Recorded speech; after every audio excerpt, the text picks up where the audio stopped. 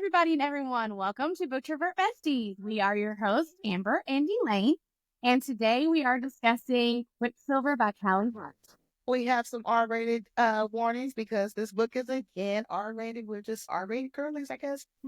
So if you have any little ones, or if you're have any trigger warnings or sensitive topics that you don't want to listen to, just please keep them in. All right, and this is a spoiler warning. We are going to be talking about everything in Quicksilver. Character relationships, plot, themes, what we think might happen in the next book, all of the above. So if you haven't read it, please go read it. It's worth the read. And come back when you have. All right. Before we start, I'm going to do a very quick summary of everything that happened. This book is about 600 pages, and I'm going to try to keep it down to about 7 minutes. So here we go. This book is set in Zilvarin.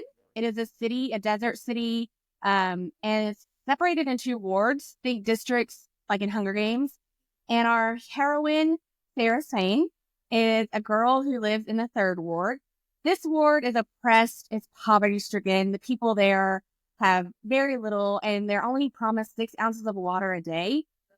So Saeris, her mother was executed when she was a young girl, so she has been charged with taking care of her brother, Hayden. So she has learned to become a skilled thief. She has learned how to travel between the wards, whatever it takes to provide for her and Hayden, keep them healthy, keep them alive. One day she's pickpocketing, she's in a different ward, and she gets caught up by a guardian, which is the royal guard for Queen Magda. And in the trice, she does end up escaping, but she grabs his golden gauntlet off of his hand, and she, in a moment of desperation, she's like, I can steal this, I can have wealth, me and Hayden can get out of Zilvarin, we can have a better life. And as soon as she gets back to her ward, she's an apprentice in a forge. The man she works for, Elroy, tells her it's dangerous, she should have never brought it here, and she quickly finds that he was right, because the Guardians are drawn to the 3rd ward in search of this gauntlet, and they find her, they capture her, and they take her back to Queen Magda for sentencing. Queen Magda is an immortal human queen of Zilvarin, which doesn't make any sense, but maybe we'll figure that out. And she's ruthless, she's nasty, she ends up sentencing Saeris to death, and in her sentence, she says, not only am I going to kill you, but I'm going to go kill your brother, and I'm going to go burn down the entire 3rd ward to show them that they don't steal from the queen. Then she walks away. The queen's general, Heron, he's left with her to kill. He stabs her multiple times, stabs her in the stomach, stabs her in the shoulder, and something breaks in Saeris. She says, I'm not going to go down without a fight. I'm not going to leave here. And she's able to manipulate his 3rd dagger so that the metal actually melts, it liquefies, and it attacks Heron in the process. When this happens, a Quicksilver pool that was located in the palace also changes consistency and liquefies.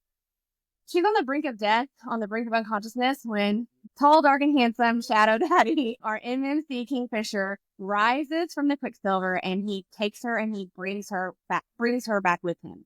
When she wakes up, she is in Yavelia.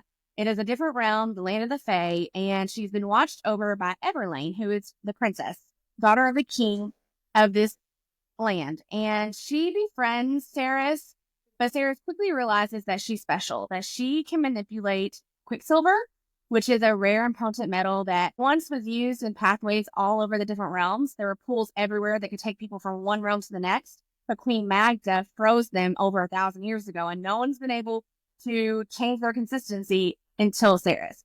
So King Bellicon says, I want you to stay here. I want you to reopen the pathways for me. And she wants no part of this. She's desperate to get back to Hayden. She's desperate to get back to her brother. She thinks Hayden might already be dead. But she decides to escape. She's like, there's a pool of Quicksilver somewhere in this palace. I'm going to go down. I'm going to find it. But she's interrupted by Kingfisher, and he says, you're an idiot. You cannot possibly travel to that without dying. You need a relic to keep you safe. And he says, I'll make a deal with you. I will go get your brother and bring him back, because Kingfisher can travel through the Quicksilver because he does have a pendant. He also has Quicksilver within him, and it is slowly driving him mad. So every time he goes into the Quicksilver, he gets a little bit worse. But he says, I'm not worried about that. I will go get Hayden. I will bring him back here for you. But then you promise that you will make all the relics that I need you to make. And she says, okay. She's desperate to get to Hayden. He comes back an hour later with a man, and it is not her brother Hayden. It is Heron Swift. Okay, resident bad boy of the 3rd ward, her ex-lover, And she says, that's not my brother. And he says, well, I held up my part of the deal. All I said was that I would try and go get your brother. So now you're bound to me and you have to make these relics.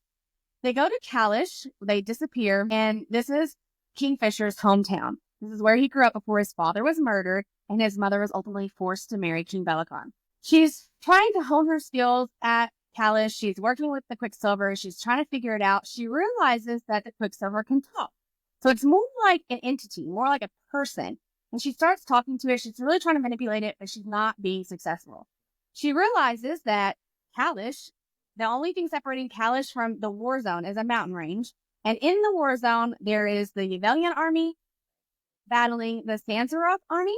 Sansaroth army was led by King Malcolm, and it's basically an army of vampires. And we're not talking about just regular vampires. We're talking about zombie vampires, feeders. All they want to do is kill. All they want to do is maim. She realizes that this war has been going on for decades. She travels to this war camp, and there are homes there. There are families there. And she realizes that it's going to be a never-ending battle because Malcolm can just make more soldiers. He can just replenish his forces every time they lose a battle. Kingfisher and Saeris end up becoming intimate with each other. At first, it's very physical, but then it grows into so much more over time. And one night after an intimate tryst, she has runes all over her hand. Kingfisher temporarily removes them, says it's no big deal. They also begin to start speaking telepathically, not necessarily reading each other's minds, but they can speak into each other's minds. So if they need to convey information, they can speak it telepathically. Saeris, she's struggling with the Quicksilver. She's desperate to make these relics for Kingfisher and his people. And Carrion suggests one night, why don't you just ask it? Why don't you just ask it what it wants? Why don't you just ask it what it needs to be manipulated? So she starts with a sword. She asks Quicksilver if she can make it into a sword, and she does. And the blade is magnificent. It's beautiful. And the Quicksilver says, we'll make you a deal. We'll be a sword and we'll be powerful if you give us a song. So Kingfisher's ally, his friend, one of his brothers, Lorith, sings the sword a song, and the sword gets God's powers. The first sword in over a century to have magical powers and be a god sword. They can't celebrate this very long because they're being attacked by the feeders at the war camp. They're trying to cross the frozen river. They are able to push them back. They're able to win this one temporary battle. But again, they're not allowed to celebrate because lo and behold, across the river is Everlane, who is Kingfisher's stepsister. It is the girl who befriended Saeris when she was at the palace. And she is already pretty much gone. She's been bitten by Malcolm, which means she is enthralled to him, which means she cannot leave him. She will do whatever it takes to please him. She's compelled in a way. And Kingfisher knows that within 48 hours, she'll be turned. And Malcolm's brother is taunting him from the other side of the stream, saying, she's going to be Malcolm's ward. She will literally be tortured for every day for the rest of eternity unless you give us the alchemist, who is Saeris. Of course, he says, I'm not going to do this. At this point, Kingfisher is in love with Saeris. He's like, I'm not going to give her. I'm not going to hand her over to you. So Rin, Kingfisher, Laura, Saeris, they're all desperate to rescue Everlane. So they go back to Kalish. They get their noses in books. They're trying to figure out anything they can do. Kingfisher sets off in search of a witch because he says, when we rescue Everlane, we're going to need a witch to help heal her from the venom and break the bond between them. He comes back. He was able to get a witch to help them. And the night before this big plan that they have to go rescue Everlane from Sansaroth, from King Malcolm, he and Saeris have a romantic night together. And the rings reappear on her hands. And they appear on his neck this time for the first time as well. And she asks him why this is. And he explains to her that they're mates and that he has accepted the bond. He says, you don't have to. Doesn't mean anything for you, but I'm going to accept the bond. So she wakes up the next morning thinking the Fisher's going to be there. And he's not. He has left a note for her. And it's a heartbreaking note. It says, tell Rin that I love him, that he was the best of us, that I wish I could be more like him. Tell Laura not to wait for me. And he says, and for you, I have to believe there's something beyond this life, and I'll meet you there. So basically, he's telling her he's intending to die when he saves Everlane. She goes back, she finds Rin, she finds Lorith, and she's like, we can't let this happen. So when he opens the gate to send Everlane back into Kalish, Lorith and Carrion and Saeris jump back through it to get to Kingfisher. They are transported to Gallifrey, and Kingfisher is there with Malcolm. They find out that Bellicon, Madra, and Malcolm are not enemies. They are siblings. They are allies. This entire time, Bellicon's been sending Fae to fight them, in the only purpose serving to make his army stronger, to make Malcolm's army stronger. Every time one of his Fae soldiers dies and turns into a vampire, they are just feeding Malcolm's army. They're all in cahoots together, and they're all evil. Lorith and Kirian and Saeris find out that over 100 years ago, Kingfisher made a deal with Belicon. There was a battle in Gillithry, and all the Fae were being murdered by the vampires, and Kingfisher was desperate to save it. And Belicon said, we'll leave it to a coin toss. How do you feel about your luck? He says, if it lands one way, we'll leave Gillithry. We won't tell anybody else. And if it lands the other way, we're going to destroy the city. And Kingfisher says, okay. Little does he know, when he tosses the coin, Malcolm reaches out and grabs it, so it never hits the ground. Thus, the coin toss is never fulfilled because it never reaches the ground. So they kill everybody in Gillithry, and in a desperate attempt to give these Fae a better death, Kingfisher burns the entire city down. But what he doesn't realize is now they're turned vampires who will live in eternity, basically burning alive. And all of these vampires are still in Gillithry. They're in like a massive amphitheater. And that's what Saeris and Lorith and Kirian are seeing right now. Then they explain that for the last 100 years, Kingfisher has been working in a labyrinth, desperately trying to find this coin to set these people free. Even though Malcolm never intended to let him find it, he's constantly changing the labyrinth. He's constantly maneuvering it so that Kingfisher will never be able to save these people. Saeris is able to connect to the Quicksilver and find it in the labyrinth. She's drawn to it, so she finds the coin, and she is able to set everyone free. Malcolm bites Kirian and is severely wounded because guess what? Kirian isn't bad boy resident of Ward 3. He is Fae heir, and his blood wounds Malcolm. So this provides the distraction for Saeris to free the souls, but she is badly injured by Malcolm, and she's literally on death's door. And she's succumbing to her injuries, and Kingfisher is there. He will not allow her to die. That's his mate, his love. So Malcolm's brother, Taladeus, says, I will turn Saeris for you, and I will make her a vampire, and she will heal these wounds, but she will be vamp. And a moment of desperation says, okay, turn her, save her, whatever. The Quicksilver transports Saeris during this to a different realm where she meets the god of chaos, Xerath. Xerath is there, and he tells her that her relationship with Kingfisher sets off a chain of events that could trigger the end of the world, but that there are some outcomes that even he can't see. So she cuts her ties with fate and says, we'll face it together. And when she wakes up, she is half Fae and half vampire. Then she says she's trying to get her bearings, and Kingfisher's there, and he's obviously like, oh, I love you, whatever. But then he says, we have to deal with this because since you killed Malcolm, who was king of the vampires, now you are going to become queen of the vampires. And that is how the book ends. All right. What a ride. What a ride. I know. Let's rate it. You want me to go first? Yes. Okay. So I'm going to say this is a 6-star book. On a scale from 1 to 5? It's a 6-star book. I'm saying that because this is my second read of this book. And I read it like it was my first read. I still got the feels. I still placed my feet while I was reading. I still hollered out at certain scenes. And I love Kingfisher can get it. Okay?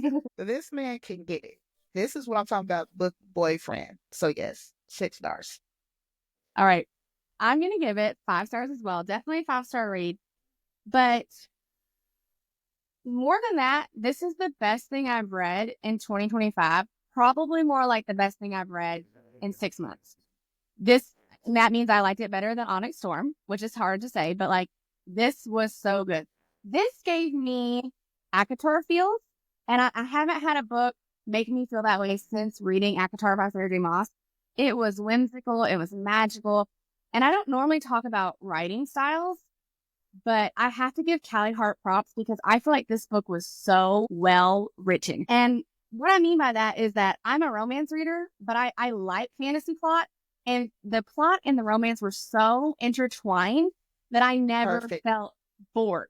I was never waiting for the next moment that they were together. I was never waiting for the next cliffhanger. It flowed so well. I never skipped ahead. I was so excited every minute that I was reading it. And another thing about writing style is I was asking questions the entire time. From the very beginning, I was asking like, What are the wards? How come Magda is immortal, but she's human? What does the Quicksilver do? I had so many questions, but I never felt confused.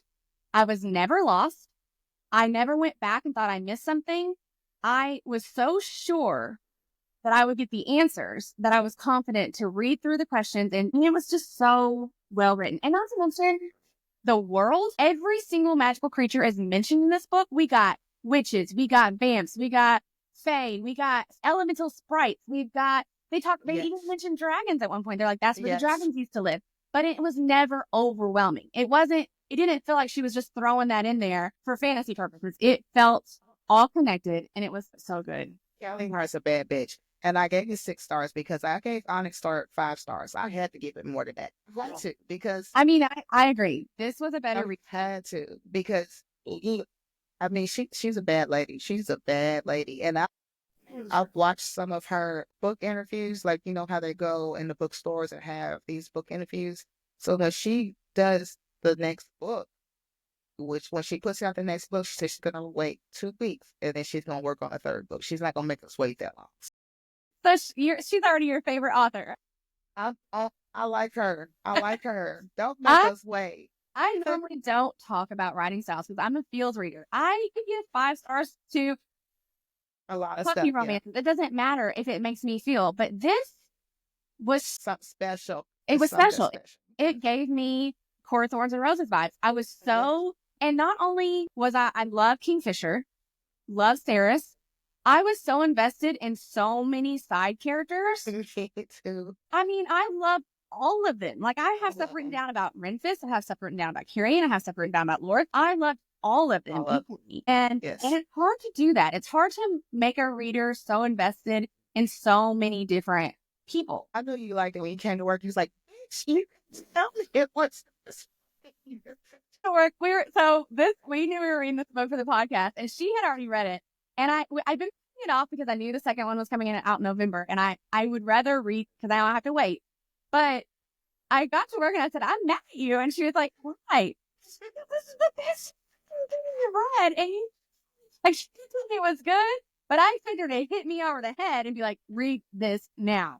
It was so good. It was so good. I loved it. I ate it up. I mean, I ate it up. I was up till 3 o'clock in the morning reading just so that I could be in my quiet and my kids wouldn't bother me. She brought the book to work. Yes. Okay. She brought it to work. I slept with it. I brought it to work. I ate with it. It was so good. I haven't felt this way about a book in a long time. I love the Empyrean series, but this, oh gosh. Okay, so it was special. It was special. Special. Sometimes and I'm so excited for that you can hardly explain. It's just special.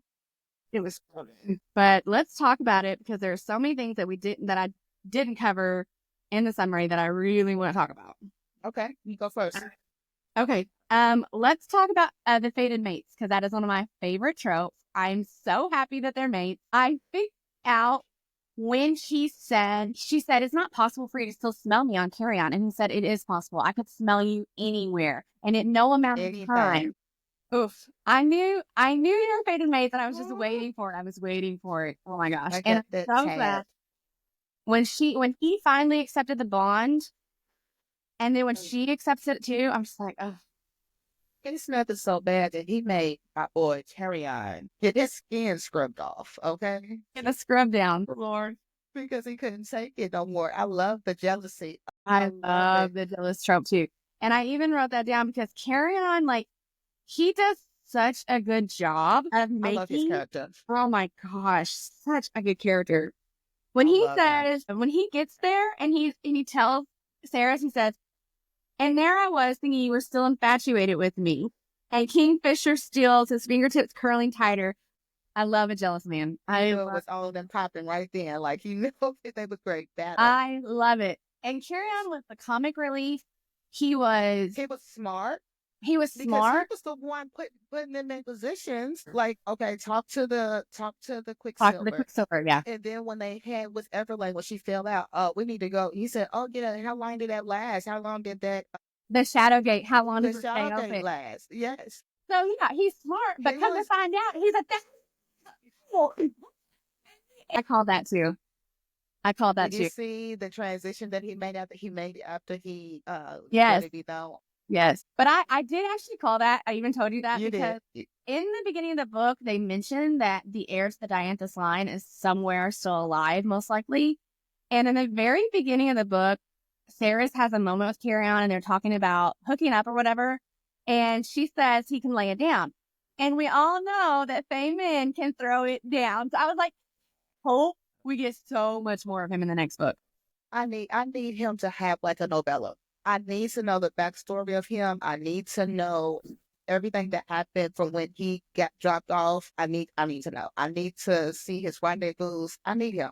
I need a novella from him. I I hope we love get him. one.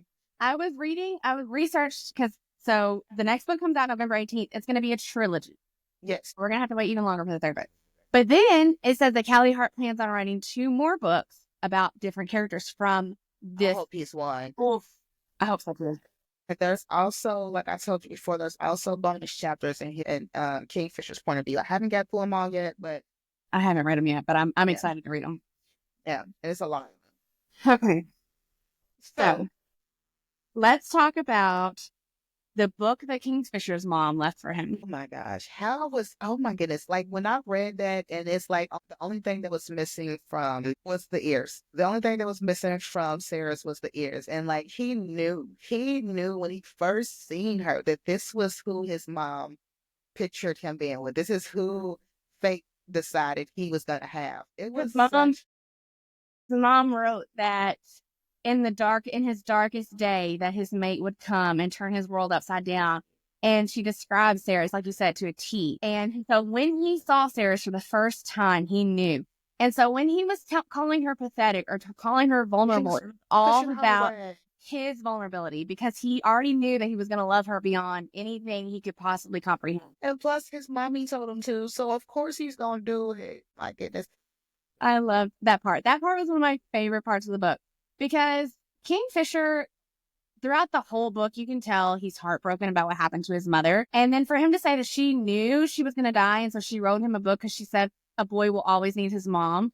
And then she wrote all these different things for him, but in the end, wrote about Saeris and said that. And okay, so between us, we have 5 boys. So we know what it's like to be, It was really sad, but his note at the end made me almost like boo-hoo when oh my goodness, I circled it too because it was so good. You talking about his note what he wrote before he left her? Oh yeah, when he left, yeah, it was so good. I thought I was serious. I was in disbelief too. I was like, no, this didn't I just leave. He know. did all this to distract her, wore her ass out, and then he go.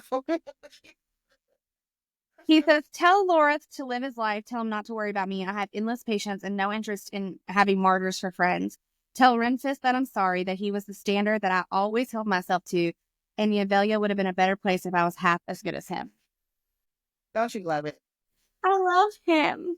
He's such, and he got portrayed to be just this nasty, uptight, evil monster dog is what they called him. But he was hurting. Like he was going insane. The Quicksilver was driving him nuts, and he still had the human, what you call it, decency or the Humanity, yeah.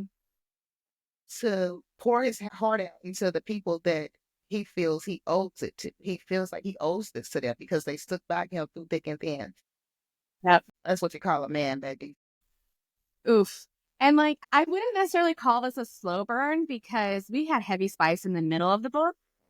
But the banter and tension was there through even after they were intimate. It was there the entire time, and I eat it up. I love it so much. And like what I was thinking about the romance and the plot being so well intertwined was that there were parts that stole my breath. They were so romantic, and it wasn't even Kingfisher. There's a part where Renfis, they're in battle, and Renfis says, "Do not die on my watch. If you die and take away the only thing that Fisher lives and breathes for, I'll never forgive myself."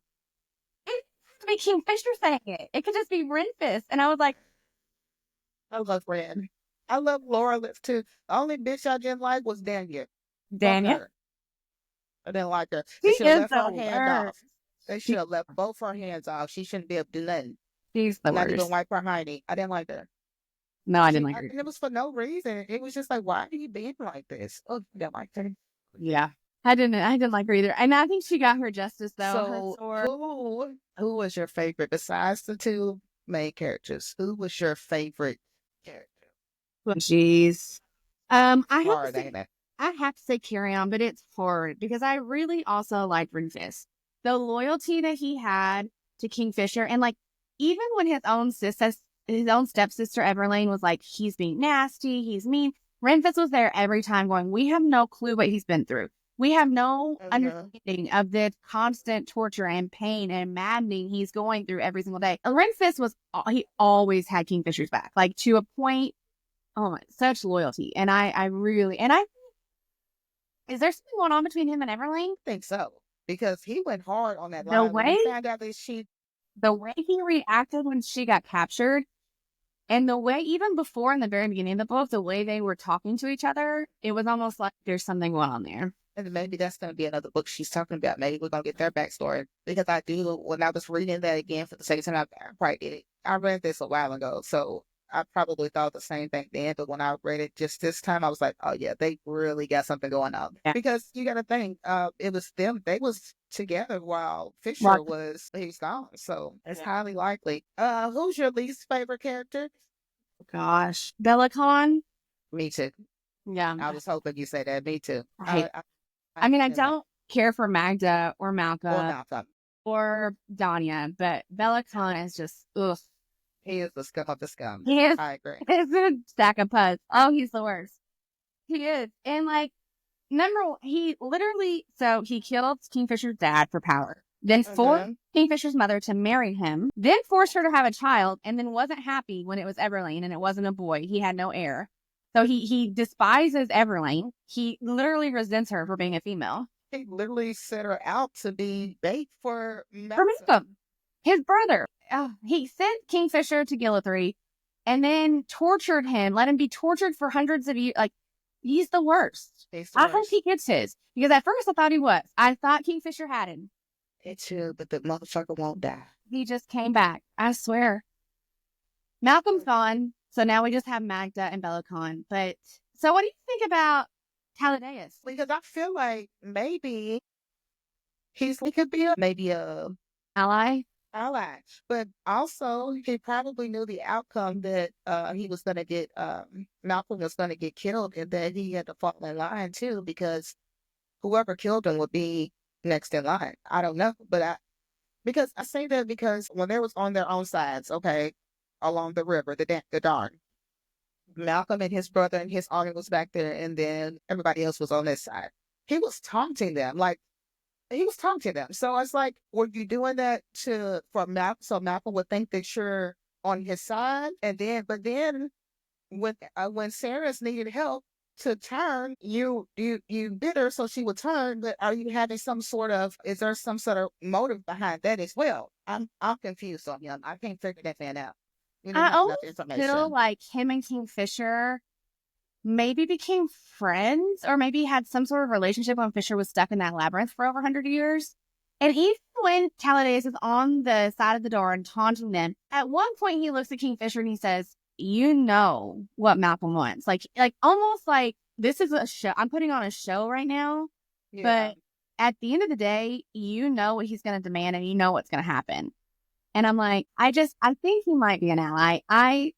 Obviously now it's going to have to be now. Right. Because she's going to be queen. Does that mean he's going to be her second hand? And when she comes, who's she becoming queen of? All these feeders? Like, are there more is it more to it than just intelligent vampires? Because from where I'm standing, it's like Malcolm and Taladeus, and then they said there were some lords, but the majority of the vampires are like zombie feeders. And like, who wants to be queen of that? Maybe she's gonna set her free somehow, some way. I don't know. It's funny. I hope so. Maybe she'll be able so too. Well, because and like that part was a little hard to read when they're talking about these feeders crossing the river because they were children. There was a baby. Like, it was a little dark for a minute. So that would make sense if she was able to somehow cure them and restore their lives. Like that would make more sense to me. But I don't know. We'll We see. shall see. So, do you have any favorites? I know there's a lot of favorite moments. I have tons of tabs. So I have a lot of favorite moments, but my favorite moment of the book is when he told, I have two, but the first favorite that I have is when he told, I already know what you're going to say. oh yeah, you probably do. Page 357. 357. I get five. No, Okay. that's my second most That's your favorite. second one. Okay. My first favorite. No, you're fine. It'll help. Okay. It says, nobody will ever fuck you the way I fuck you, Sarah's saying. I'm about to introduce you to all 7 gods. When you meet them, don't forget to tell them I'm the one you worship on your knees. So I bet That was so good. I had that one highlighted too. That was good. Oof. When you meet them, tell them I'm the one you worship on your knees. not one, not two, but 7 gods. Tell all of them. Oh my goodness. I will say, Kingfisher has one of the dirtiest mouths that I've ever read in a fantasy novel. I'm all for it. Oh my goodness. Oh my goodness. When he says, all I for can smell you and I'm thinking about drinking from your cup, excuse me. I want all your nectar in my cup. I'm going to the lab to figure out how to make this nectar, baby. Oh Lord. Like he did his mouth was dirty. Spectacular. He had me blushing for And yes, the second moment was page 357. He told don't call her Sunshine, and Carrie was like, why not? And he was like, because she is moonlight, the mist that shrouds the mountains, the bite of electricity in the air before a storm, the smoke that rolls across the battlefield before the killing starts. You have no idea what she is, what she could be. You should call her Majesty. Oof. so sweet. And like Chip was egging that on. I know he was amping him up just so that he would have to declare his love. Because Saeris You think so? is like, what? Like there's a couple moments where Kingfisher says something and Saeris is like, ooh. She's dumbfounded. Yeah. Really? We're that serious? Like there's a couple different moments. And one of my favorite moments was a much smaller moment. After she forges the blade for Lorith, she spent hours doing this. Kingfisher says, you're going to sleep now. And he takes her and he bathes her. He washes her hair and she's dozing in and out of sleep. He's like sitting on the tub and he has his hand on it and she reaches up and like touches his fingers. And she says, even though they've been intimate, they've done everything, this was the most intimate moment. And he tells her, he says, I was wrong. You are a good thief. And she says, why? What did I steal? King Heart? Yes, fucking hard. Yes. You're real. I don't know. I need to instead of build a barrel. What did I build steal? a Kingfisher. Yes. That was so sweet to me. Like washing her It was. hair. And then when he says, I was wrong. You are a thief.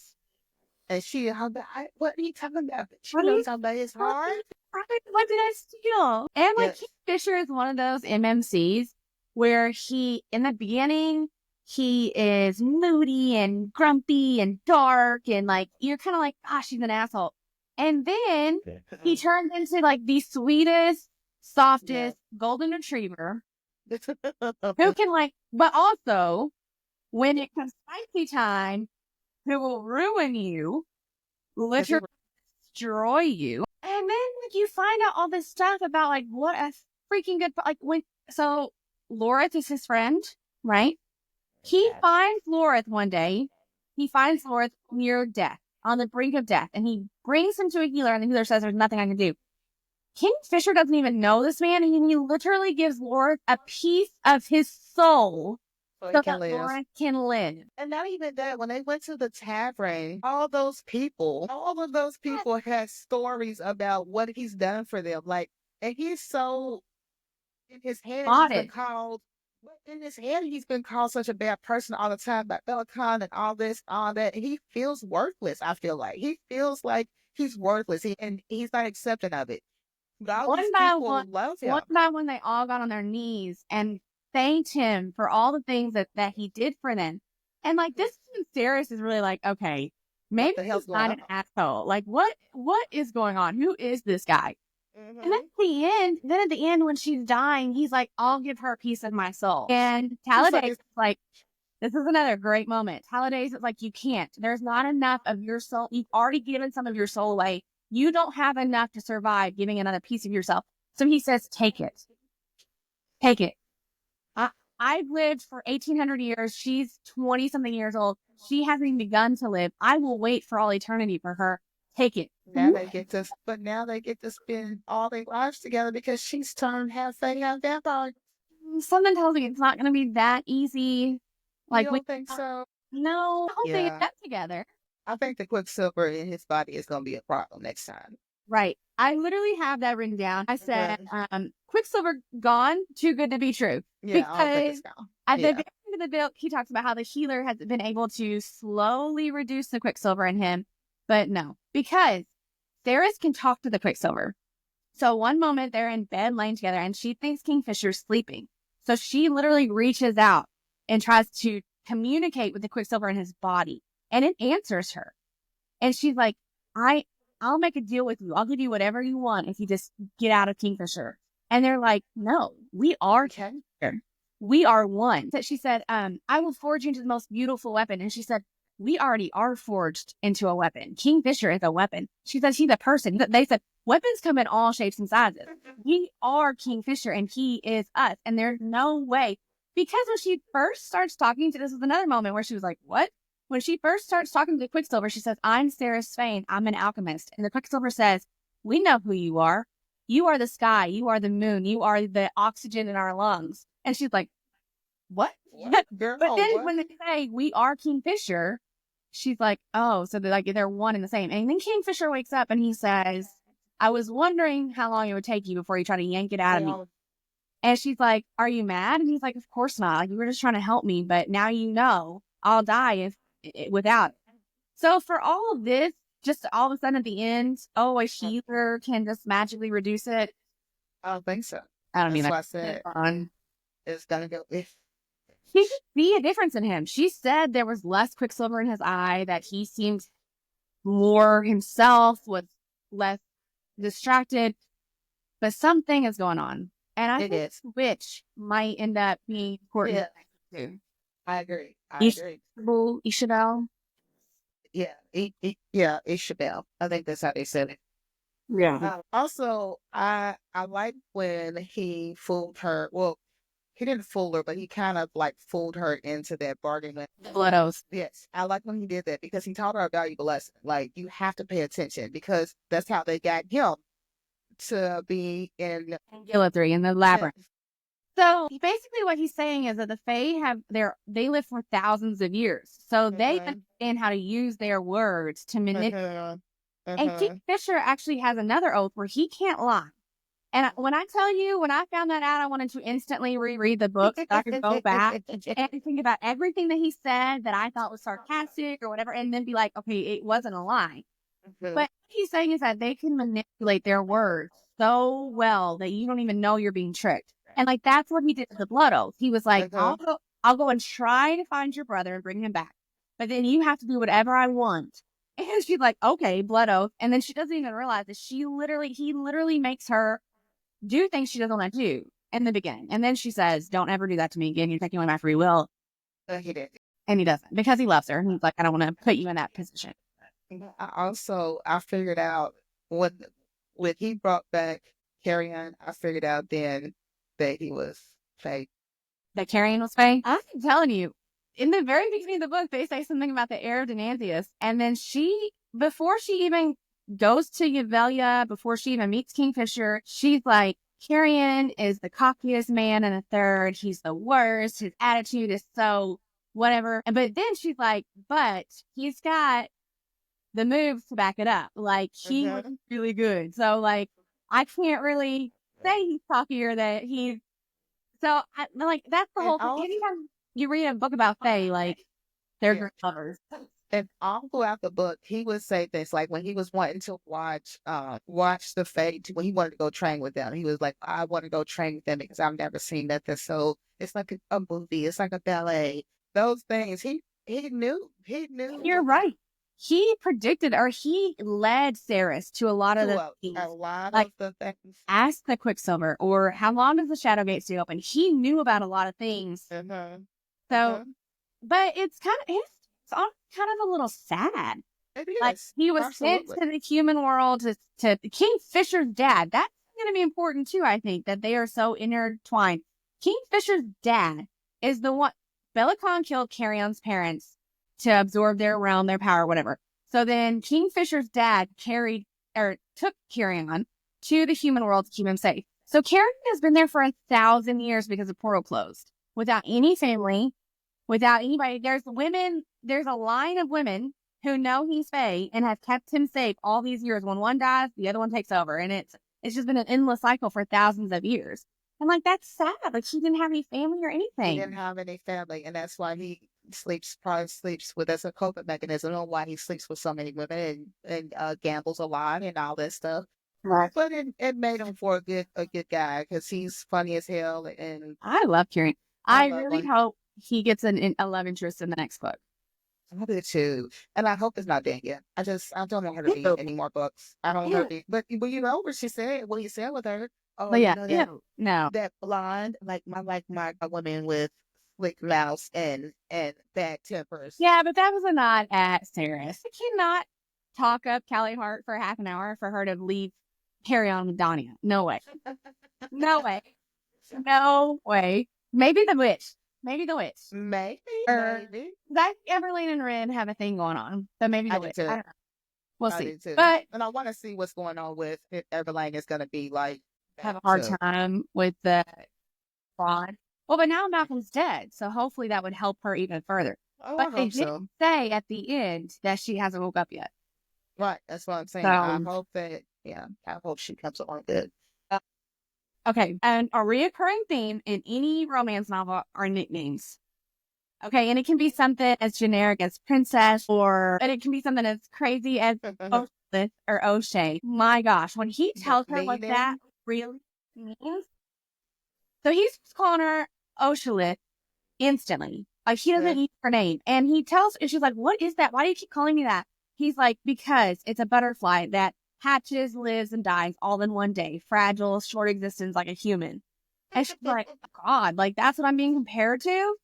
But then he continues to call her, and then he shortens it to O'Shea. And it ends up becoming sort of like a cute little moniker or something that it's an term of endearment. But then when they become mates, and she's like, you hated me. You called me Oshalith. You hated me. You called me a weak, vulnerable butterfly. He said no.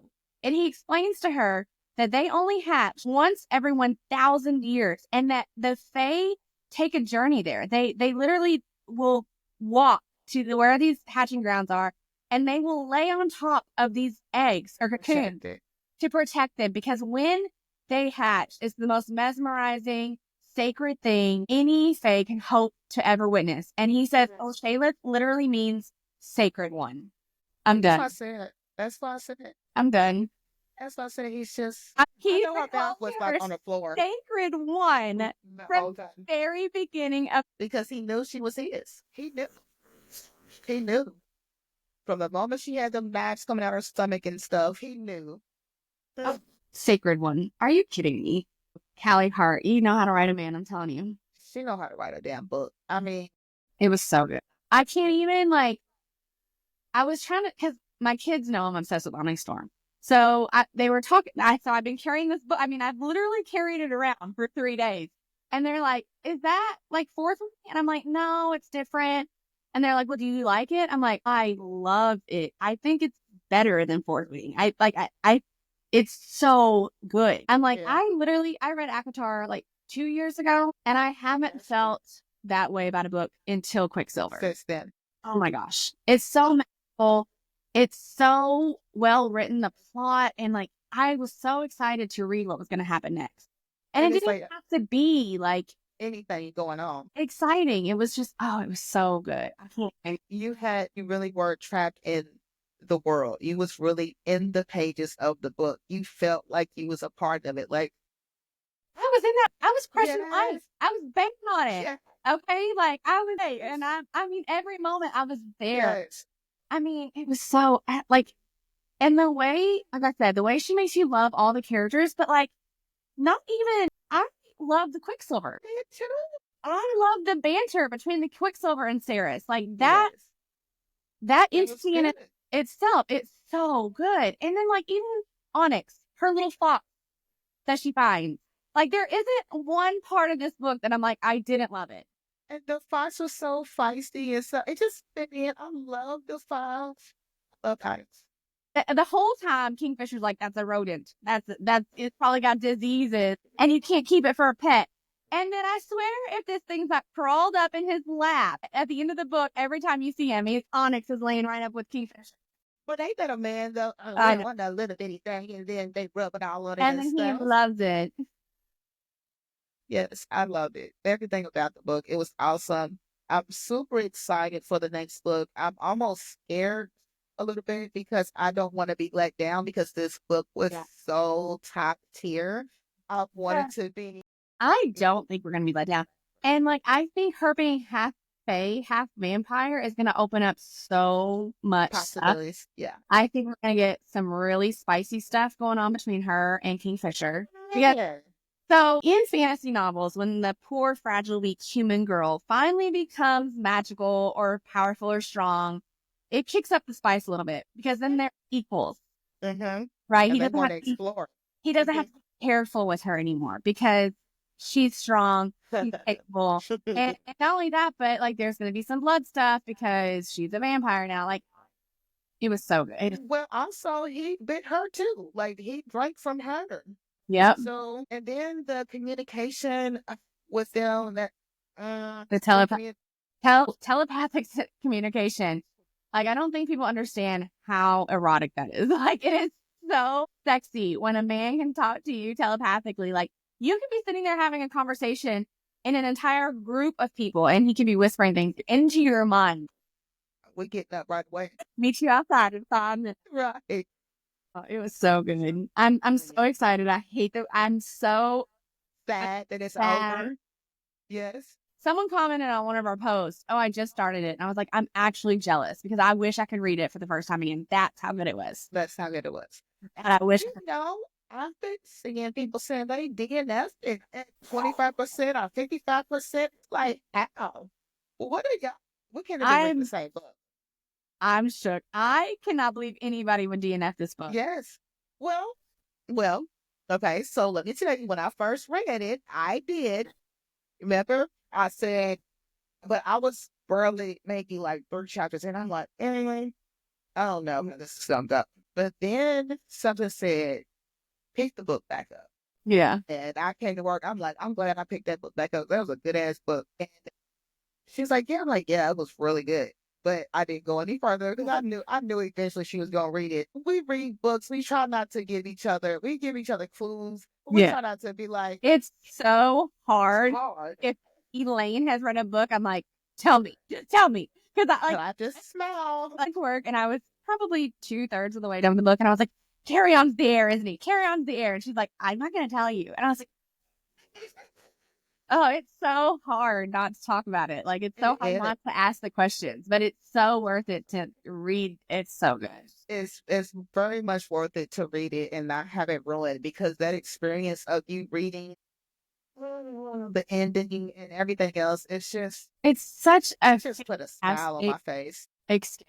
It is such a fantastic escape when you get to read like this. Like, a story like this. It's what it's all about. That's what it's all about. So long. Like, I will be thinking about Quicksilver probably until Brimstone comes out. Seriously.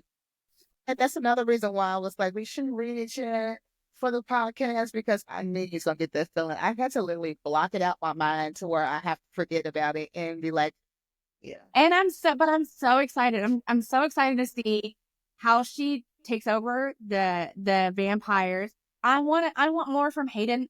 I hope that Hayden comes to the Fae world. I think Saeris is done with the human world, obviously. Like, well, she can't go because there's so much sun there. She can't go. Yeah. Well, like in the beginning, like in the very beginning, she's desperate to go back to Hayden. That's all she can think about. When Karen comes back, she's like, "Why did you falsify yourself? Why did you act like you were Hayden?" And he says, "Well, there was a big man looking for him. I thought I was doing you a favor." But I think Karen knew, obviously, come to find out he's Fae. He knew what was going on. Yeah, and he wanted to go.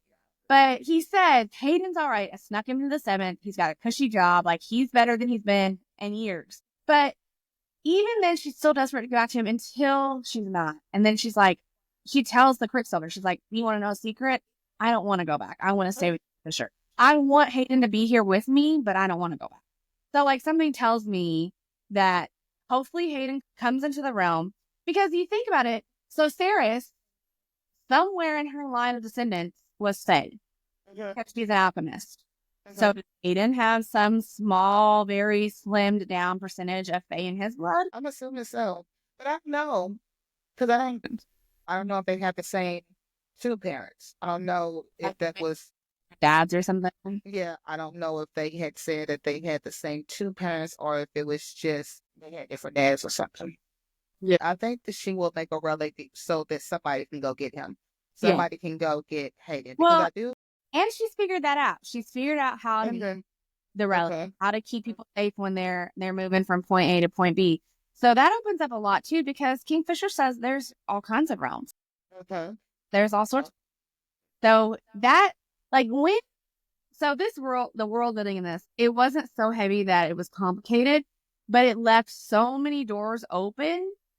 Like, okay, let's explore that. Like, she has so many things she has so many different lanes she can travel with this book. Like, she could go to other realms there. I mean, there's so many creatures that are like casually mentioned. Right. Banshees. I mean, they're all mentioned in like passing, but who knows what we're going to get. And he mentioned when he was telling her about the different realms and he's like, well, she's never seen stars before. So he's like, all of those are different realms. Just imagine all those different portals she can go through. And at the very end, she goes and sees the god Saeris, the god of chaos, which I don't know about him. I think I like him. I think that he was the Quicksilver because she said he sounds just like the Quicksilver. I think he used the Quicksilver to communicate with her. You think so? Sure. But I don't know if he is the Quicksilver. Well, that is, but yeah, that's what I meant to say. Yeah. Yeah, he does. I think he uses it to communicate with her for sure. I think he was the quirkiness behind But Quicksilver. His like foreboding, like he was literally like, he tells her she was supposed to be Fae. The hand of fate had weaved her web, and she was supposed to be Fae, but that he changed it, trying to keep her and Kingfisher apart, because their bond, their relationship, them coming together, is a catalyst for events that will end the world, which is crazy. What do you mean? And then he says, but there are certain outcomes even the gods can't see. I think that whatever it is, it had to have been. I think that because he made a statement about Kingfisher, that I guess he really respects Kingfisher. He was on his side during some type of can't remember what it was. Well, he calls Kingfisher his, like his warrior, his champion, and it's so funny that he does that. So all throughout the book, so there's 7 gods, and like Elaine, every time she passes them, she like does the 2 fingers and she bows. The statues of the 2 fingers and she bows, and like even Ring Fist will like nod or say something under his breath, and Kingfisher flips him off every time. And I'm like, so that's the god that you chose to be your champion, but like he's the god of chaos. So that would make sense. That makes sense. The god of chaos and the god of change. Yes. But I'm just like, that endeared me to Kingfisher right there. When he flipped off the statues, I'm like, that is so hilarious to me. Like, it's my type of guy. I swear, he was so well written. He's book husband. Yes, not boyfriend, husband. Yes, I totally agree. Like, if you haven't read this, or if you know somebody who hasn't read it, don't be Elaine. Don't say it's good. Beat them over the head with it until they read it. Do not, if you DNF'd it, please go back and pick it up. I'm telling you, it's going to be worth your while. Dude, I DNF'd it. Go back and read it. It's going to be worth your while. I don't even know why I DNF'd it, because like I said, I read it a while ago. But if you did DNF it, go back. And yes, beat your friend in the head with it, because she was so angry. So, and next week, we're going to see all these readers with black eyes. And we're like, my friend beat me up with Callie Hart's Quicksilver. And she's thick. So, yeah, she's thick. She's thick. I hope the next one's bigger. I hope so, too. I hope this, but I know from the looks of it, I know the hardback looks like it's not going to be as thick. Yeah. It's called Brimstone, which is scary to me, because Brimstone Did you read the? Did you read the? I heard the blurb. Yeah. Yeah. I don't know. It's so good. This book is so good. It makes me want to go find anything that Callie Hart has ever written and go read it. Like that's Go read it. not like that. Because authors and like they're brilliant geniuses, obviously. But like sometimes I'll read a book by an author and then I won't like anything else that they've written. I'm like, That is appointment. Like I read one book in a series and then that'll be the best one, and I'll be like, I don't want to read anymore. I don't want to. Yes. This is so good that it makes me want to find anything she's written and read it. And she's, she doesn't even look that. Oh, she's a younger. She's maybe. Yeah. Yeah. But she does have other stuff. She does have other books, other series. Maybe we'll cover them on the podcast because I really enjoyed this. I enjoy her writing style. Yes, she has an excellent writing style, and it traps you into. Anytime I'm comparing someone to Sarah J. Maas, that's like the highest compliment. Like Sarah J. Maas single-handedly brought like an entire faction of women back into reading with ACOTAR. Absolutely. And I know it was one. Yes, that's the one. That's the one that people read and then they get obsessed and then they want to read everything else. Like she brings people to this genre. And to compare someone to her is like sacrilege. But Callie Hart deserves it.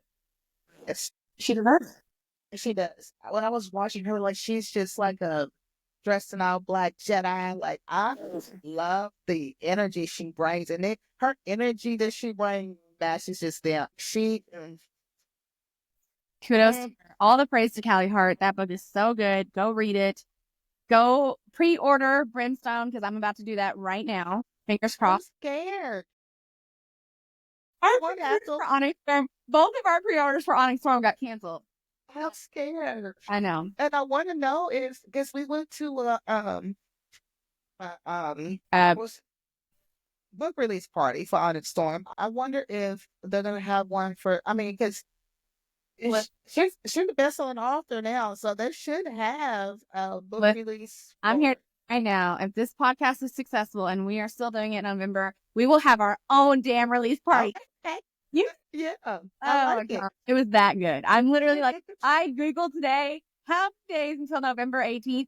Today is February 25th. There are 266 days until November 18th.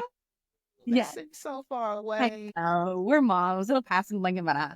We'll be like, damn, remember? Oh no, I know. I'm just gonna have to put it in the back of my head and forget about it again. I can't. I'm gonna think about it for a while, but that's okay. We'll move on next week, and maybe we'll read another. Maybe last week you said I wanted to read a 5-star book. I need it. I want it. I gotta have it. And that was what that statement. I want to read a 5-star was when Elaine said, "Let's read Quicksilver," and I was like, "Put it off long enough. Let's read it." And I'm so glad that I did. It was so good.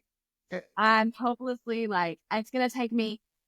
We're doing an episode a week, so we are reading these books every week. We both have full-time jobs. We both have kids. So like it is a lot, but I'm going to have to take a day or two off because I'm not going to be able to jump back into something right now because I'm so wrapped up in Yavelia and in Kingfisher and Saeris that it's going to take me a couple of days to wind down. Yes. It was so good. Yes. I can't say enough about it. And like I said, I want to be in these books. It's sad that it's gone. Get into a book like this, you try to read it, you try to pace yourself, but sometimes you can't. And it goes by so fast. And it's like. That is one thing I will say I'm good at because Elaine kept asking me, she's like, are you done? Are you done? I'm like, no. Because I would read some and I'd be like, that was so sexy, or that was so sweet, or oh, that was so exciting. And so then I would flip back and reread it before I moved on. Like, I read passages over and over. I jump in. When I get in the zone, I will stay up and not sleep. I will be in the zone, and then sometimes I can't help it. I be trying to put the book down, but then it be calling me like the Quicksilver. It does. It was so fun, and like I said, normally when I read a book, any type of romance or any type of fantasy, I'm like thinking about what's about to happen next. What is going to happen, to the point where like one of my toxic traits is that I will flip ahead and like look a little bit and see what's going to happen. I know it's a terrible thing to do. But this book, I literally went on the ride that Callie Hart made. Like I was in every moment of it. And as soon as I got off, I was ready to get back on. I want to read. I want to write again, please. I want to reread. Like, it was that good. I was so content in the moment. In every moment of this book, I never felt like skipping ahead or I'm glad you did not skip ahead. no. I'm so glad because sometimes I have the urge to, but I'm like, don't do it, don't do it, don't do it. Because it's like the element of surprise at the end. It's always an element of surprise at the end. Yeah. Don't do it. So I know that feeling you're talking about, like you just want to see and share that curiosity you have. I'm so glad you didn't though. I'm weak. I will. I'll be like, okay. I'll be reading. I'll be like, oh, okay. So it's in about 3 chapters that it gets good again. But there was never a dull moment. I was never bored. I was never lost, confused. It was never any of that. It was so good. The whole book from the very beginning. I mean, from the book literally opens with her within the grasp of a guardian. Like, she's literally caught in the very first chapter of the book, and it's so good. Yeah. All right. Well, if you stuck around through the whole thing, thank you so much for listening to us. Like we said, go read Quicksilver. Join us next Wednesday for another episode, and go check out our socials. We've got TikTok, Instagram, Facebook. We've got a lot of content. We've got a ton of Kingfisher and Quicksilver content on our TikTok right now, so go check it out. We're probably going to be uploading a couple more things this week about this book. For sure. A like, a follow, a comment, a subscribe, whatever you can do to help us out, so that we can keep going on. All right. Thanks, guys. Bye.